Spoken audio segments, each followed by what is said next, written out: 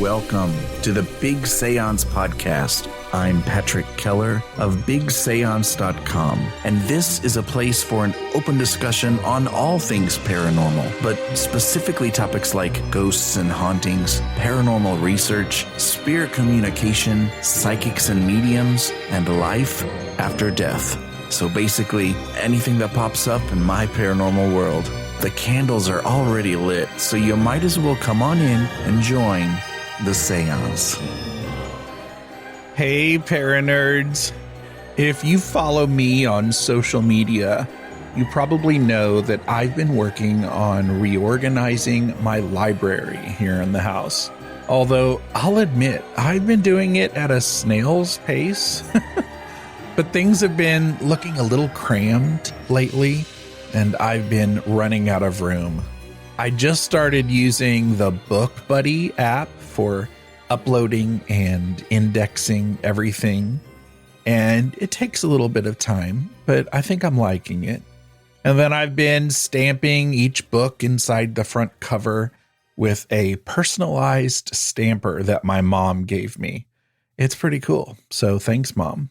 I've been cleaning and making some extra room and adding a few shelves, but the books aren't actually in their new places yet, so that's coming soon.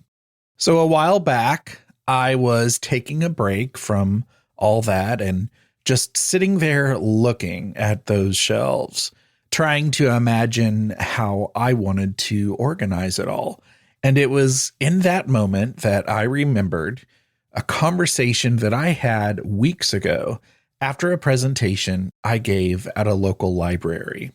After my talk, a few attendees stayed back and we shared stories, of course, from personal experiences.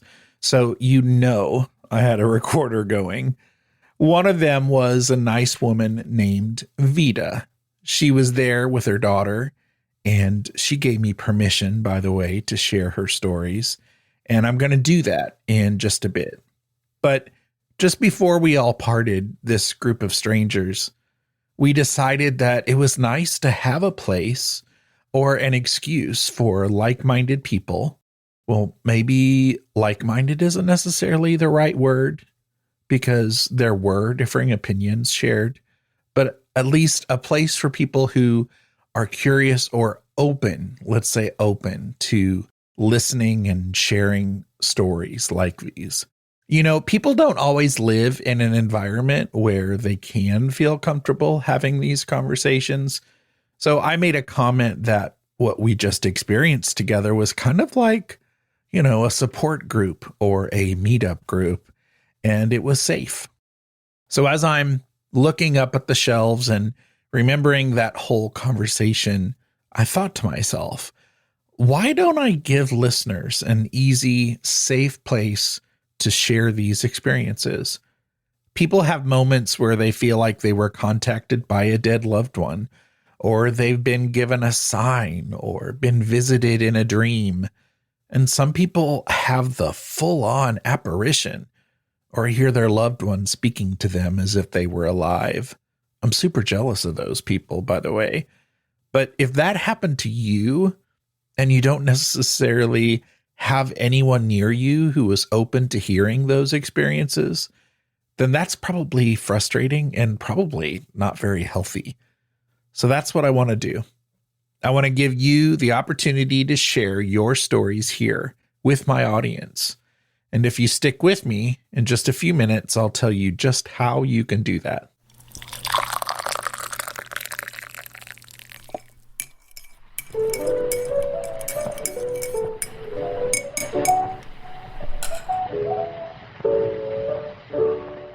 Here are two clips from that conversation with that small group after my presentation.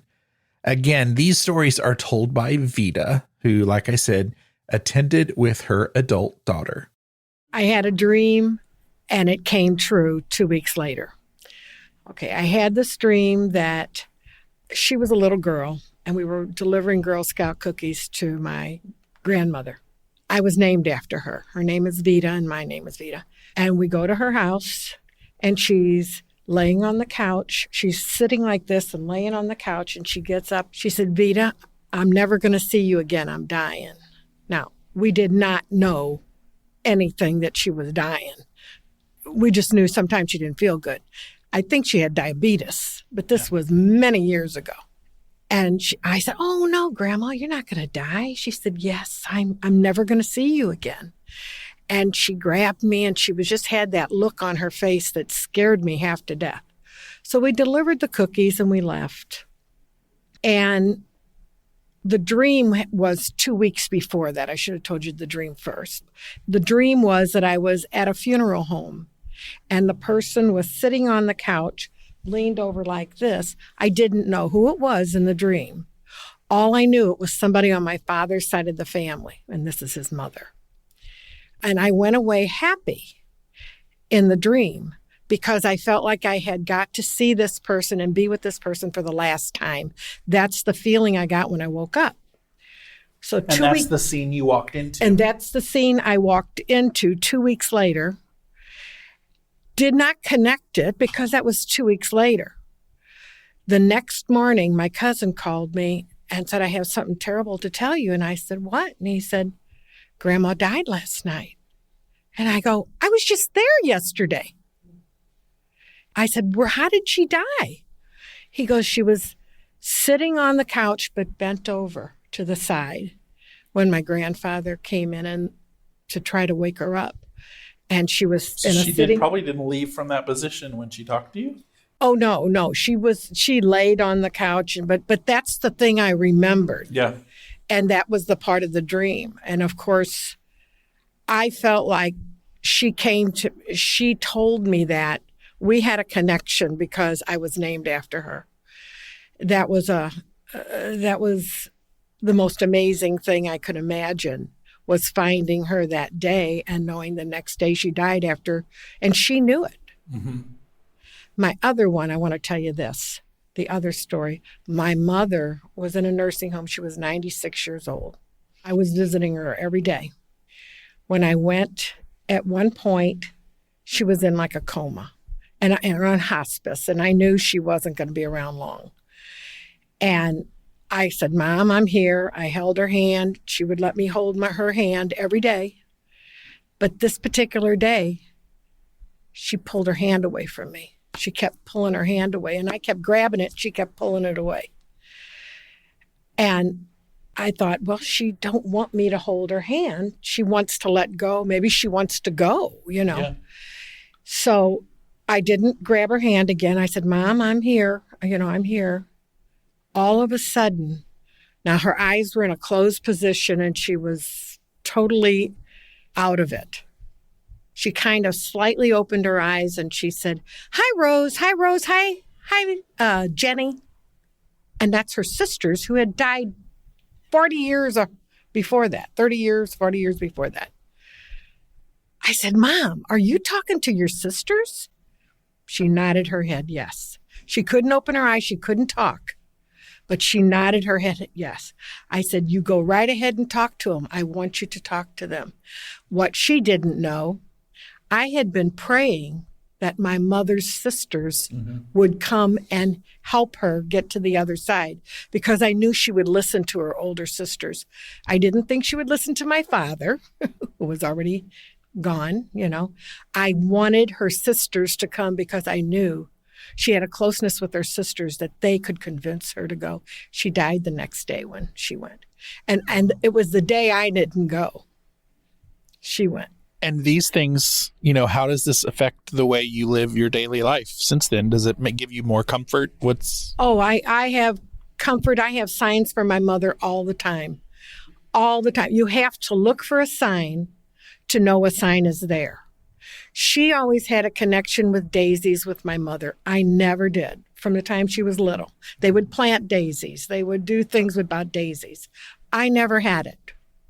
2 weeks after my mother died, I was sitting on my patio with my husband. It was a beautiful day, and we were looking out. And I said, how do you think Mom's doing now? He goes, I think she's doing fine. I jumped up, and I ran out into my yard, and I don't even know why I did this. Looked down on the ground, there was one stem with 3 white daisies on it and 1 purple daisy. And it was the size, they were smaller than the little finger, the fingernail, the daisies. I've never seen anything like this before. I don't plant daisies. I don't put flowers out in my grass. This was in the grass. And I told my husband, get over here right now and look at this. You've got to see. It was one stem that had 3 things coming off, and they were 3 white daisies. I think those were her sisters. I think the purple one was my mother. That's just how I interpreted it. Yeah. I kept telling her, you've got to come see this. You've got to come see in my yard. She was working. Took her 5 days to get to my house to be able to come. When she came, every day I'd go out there and look to make sure it was still there. I'd say, you got to come. It's, as soon as you can get over here, I want you to see this. I took pictures of it, so I would know that it was there and I would have it. She came, looked at it. The next day they were gone. Wow. Yeah, I was going to scold you if you didn't take a picture of it. I did take pictures of it. Well, thank you very much. And then after a few other stories and comments from the group, Vita shares more.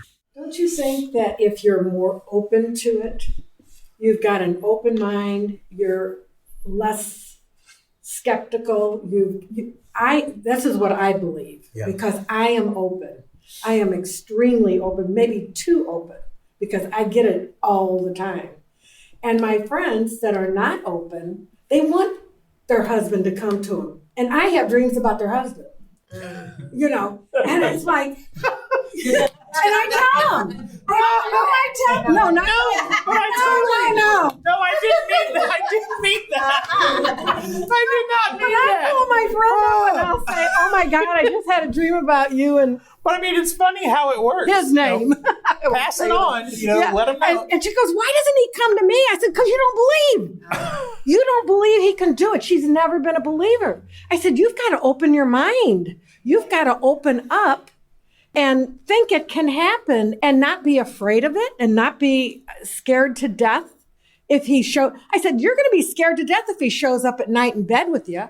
You're going to be afraid. You should not be. You should embrace it. If you want it to happen. If you're wanting it so badly, and now all my friends say, don't dream about me. And I go, if I dream about you and it's a good dream, I'm going to tell you about it because it might be a warning that you need, because I dream things that come true. I dream about airplane crashes and car crashes and stuff. And then I see it on the news. Wow. Yeah. The next day, flight 370. I dreamt that the night before it happened. And my father was in the dream. And my father, who had passed away, was in the dream standing on the deck with me. And here comes this plane, this silver plane with the writing on it. And it's coming in. And I look at my dad and his perspiration is all over his forehead. And I went like this and I could feel the sweat. And I could tell he was upset about this. This was upsetting to him.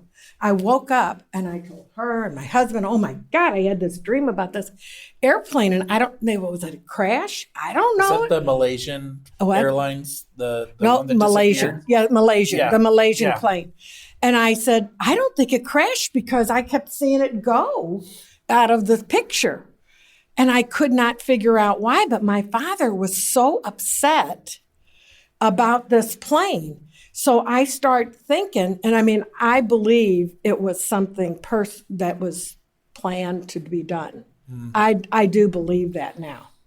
I didn't know in the beginning, but I felt like my father was giving me that information, that it was either the pilot or the co-pilot or somebody else on that plane that was doing something to make this all happen. Your father is passed on. He had passed on, and he was in the dream. And he was giving me information. I was getting it from him. I could not read the word on the plane because I didn't know the word. When I see it on the news the next morning, here's the picture of the plane, says Malaysia. I said, that's the plane. I'm probably too open, too much. You don't know what happened to the plane. No. They don't. I watch every program I can watch about it, and I just saw something 2 days ago. They had a program on about it, and they are now believing that the pilot is the problem. He had that simulator at home, and he had, had all that, but they can't prove it. They don't know for sure. But I know I had somebody giving me information, and I truly believe that. And I could be crazy because I believe that. I think we could all be crazy. Well, that's possible. I'm open to that too. Some people think I am crazy because this happens. But I mean, I've had this since I was little. I've had this, whatever it is. And I don't call myself a psychic. I don't call myself anything but just a person who believes. Mm. And I think because I am open to that, I get more information than other people. That's why I love even little after a presentation conversations like this. It's a reason why there needs to be meetups. For people to get this kind of stuff out. Yes. Because I love my husband and he is super supportive, but he doesn't like talking about this stuff. And so rather than talk his ear off and him rolling his eyes or going la, la, la, la. Does it scare him? Do you get scared? No. I think he's mostly it's not real. So you don't believe. Would I be scared? Yeah. Dreams, signs, belief. I'm glad to have been there for that conversation. And Vita, if you're listening, I want to thank you for being open to me sharing it with this audience. And so now, here's what I'm looking for from you and this awesome Paranerd community. I want to share your stories. What signs or communication have you received from your own loved ones? And I want to include pets in this too, their family. Are you open to that communication? Do you encourage it? And how does it come through? Does it come through dreams or signs like Vita had with the daisies? Rapping or knocking maybe? The Ouija board? EVP? Voicemail? Email? I mean, really, I want to stay open to all of it for this. Maybe you're intuitive or a medium and it comes through you that way. Please share your story with us, just like Vita did. So do you need an example? 4 years ago, I produced an episode where people sent in their tips and techniques for daily communication with spirit. I really liked this episode. It was episode 162. Keli, one of our Paranerd friends, sent this in from my SpeakPipe link, which I'll remind you about in a second. Hi. So I was thinking about tips and advice for connecting to spirit as a daily practice. And mine is super simple. No, I don't really use any sort of, I can sometimes when I want to be a bit more ritualistic with how I'm connecting with spirit. But my main way that I do it every single day is just talking to my dad as if I was having a normal conversation with him throughout the day. I talk to him about whatever's on my mind. I talk to him about traffic or what's going on in the news. I ask his advice as if I was just calling him up on the phone and having a conversation. It keeps him alive and keeps him in my life. And I definitely feel closer and connected to him through that communication. And I definitely can feel and know what his reply would be to all the things that I tell him. And I feel like it just keeps him connected to me and I can feel him with me. Super simple, but just talk to spirit. Just talk. That's all it takes. Blessed be. So thanks again, Keli, for sending that in. I'm hoping to get your story so that I can compile some for the next episode. But really, you don't need permission from me to send in your stories any time of year, no matter when it is. And by the way, a few years ago, this is kind of a tangent, but a few years ago, someone sent in a really great NDE story that I keep forgetting about, but I have it. I've been holding on to it to see if anyone else has a great NDE story to share so that I can compile them and put an episode out just devoted to that. So if you have an NDE story, share that too. Okay, so how are you going to get all these wonderful stories to me in your own voice? I love this because when I taught music production in a lab with middle school students, I taught and explained to this all day long. So if you need help, let me know. So here we go. 1, find a quiet place without a lot of echo. And then you have several options. If you have an iPhone, all you have to do is open your voice memos app, record your story. Then from voice memos, just email it to patrick@bigseance.com. If you have an Android phone, you will have some kind of voice recording app native to your phone. And then you should be able to do the same. Email me at patrick@bigseance.com. You could even send me the audio via a Google Drive or Dropbox link. It doesn't sound as pretty, but you can call my hotline and leave a voicemail. It's the same number you hear me repeat in the outro. It's 775-583-5563. 775-583-5563. You can do what Keli did and use my speak pipe to record your story, which sounds really great. But one downside is that it only lets you record in 90-second increments. Find that at speakpipe.com/bigseance. Speakpipe.com/bigseance. If you've got a relatively short story, though, that'll be perfect. And lastly, you could always just type your story out, old school, in an email. But I would really love to hear your voice. All these links and other helpful instructions will be in the show notes, of course, for this episode. But here's one more recap.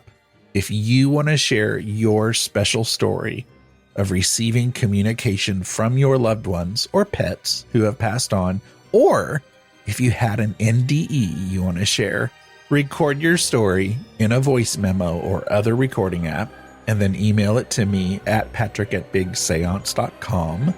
You could call me at 775-583-5563 or use my SpeakPipe at speakpipe.com/bigseance.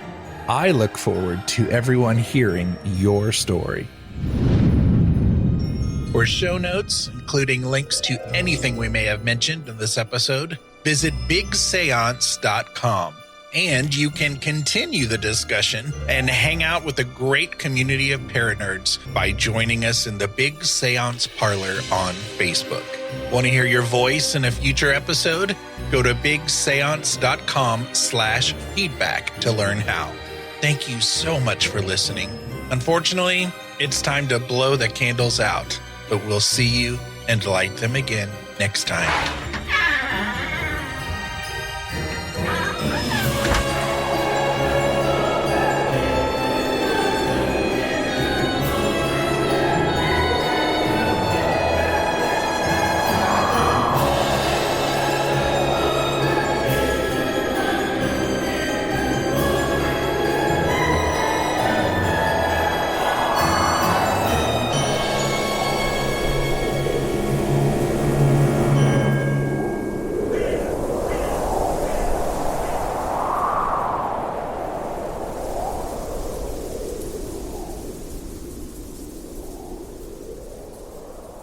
Thank you to the following super Paranerds who support the show at patreon.com/bigseance. Sue, Jen, Michael Henson, Daryl, Anne-Marie Sullivan, Natalie N., Kim Robb, Josiel Lorenzo, and Susan Davey. My supporters at the Parlor guest level, who can be found at bigseance.com/parlorguests, are Anne Rekovich from ozparatech.com, Dina DeCastro of Dina DeCastro Astrology, Janae Michaels from Grey House Tarot and Farm Artifacts, Amy Park Gedicke of amyparkg.com, Lonnie Scott from weirdwebradio.com, Lana and John of Carbon Lilies, Midge Munster from midgemunster.com, Heather N. of dancingbeealchemy.com, Diane Razmataz, Stephen St. Amour, Tracy, Andrew Watson, Amy Taylor, Danielle Hemberry, Christine Rath-Selhe, Mindy Kintop, Hope Pataglia, Casson Bailey, Melissa Armour, Janet Shaw-Binns, Bruce Williams, and Christopher Kohler. And I currently have 4 fabulous listeners who support the show at the $10 level, which isn't even a thing. Those Paranerds are Glenna Becker, Peggy Hagan, and Steve and the lovely Judy Skinner. I also have 3 wonderful listeners who support the show at the completely made-up $20 level. And those peeps are Norman and Linda Keller and Kevin Gilbert. Thank you, Paranerds.